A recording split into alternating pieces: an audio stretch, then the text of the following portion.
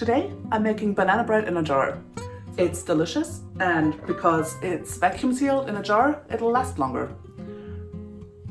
Also, because we're currently in a crisis, it makes a great present. And you know, in times like these, it's good to reach out to the people around you, especially those who might be struggling. I did a quick calculation based on the prices I paid at my local supermarket. This is 35 cents a jar if you're using reused jam jars.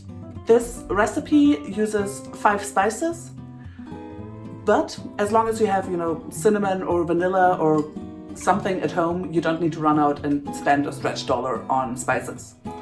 Speaking of stretch dollars, I wanted to give a shout out to Poverty Vegan, who is a new YouTube channel who posts recipes which are vegan and quite cheap, and they are delicious. I made a couple of them. Amazing. You should definitely give her a follow. So let's get to baking. The ingredients are 4 bananas, 300 grams of flour, 125 grams of sugar, 150 milliliter of oil, 150 milliliter of milk, rice, oat, whatever is your favorite, baking powder, spices.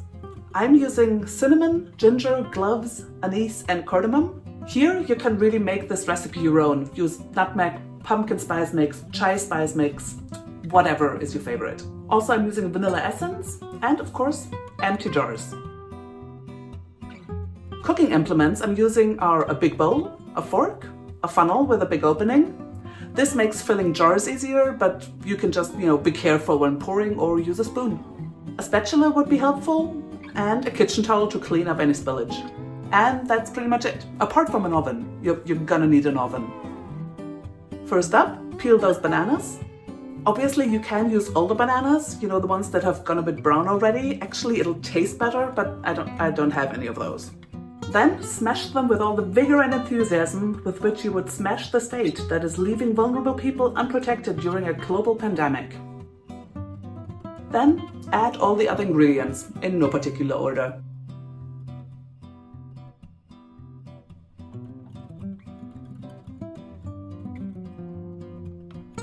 And mix. It actually is this easy. Of course, there are machines that could make all of this even easier, and if you have one of those, definitely use it. I just wanted to show that you don't need fancy kitchen equipment to make something tasty.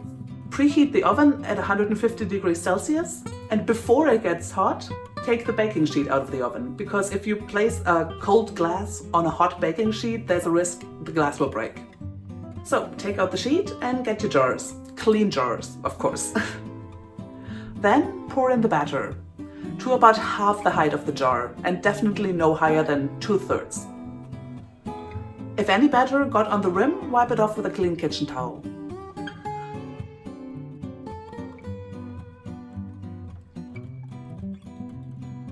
Then bake for around 55 minutes, depending on the shape of your jars. Start checking the cake with skewers at around 50 minutes. If you can poke your cake with a wooden skewer and no dough sticks to it afterwards, the cake is done. When your cake is about to come out of the oven, it's time to disinfect the lids. Place them in a bowl and boil some water. Submerge them for a few minutes. Okay, everything is very hot, so watch your fingers.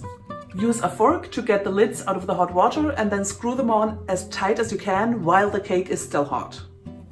As everything cools, the vacuum will form and seal the cake in. And that's it. If you have the type of jars that have the straight sides, you can actually get the cake out and eat it on a plate like a posh person, but I don't have any of those, so I'm eating cake out of a tin with a spoon like a pleb. Again, it's delicious, it's cheap, and it's shareable. And we, you know, ideally we should all have worked on building, you know, cooperative, supportive neighborhood structures a long time ago, but most of us haven't. And as the saying goes, the best time to build a tree was 20 years ago, the second best time is now. Thank you so much for watching. If you have any questions, leave them in the comments below. And I hope you enjoyed this video. Good luck baking, let me know how it went. And if you enjoyed this video, why not subscribe?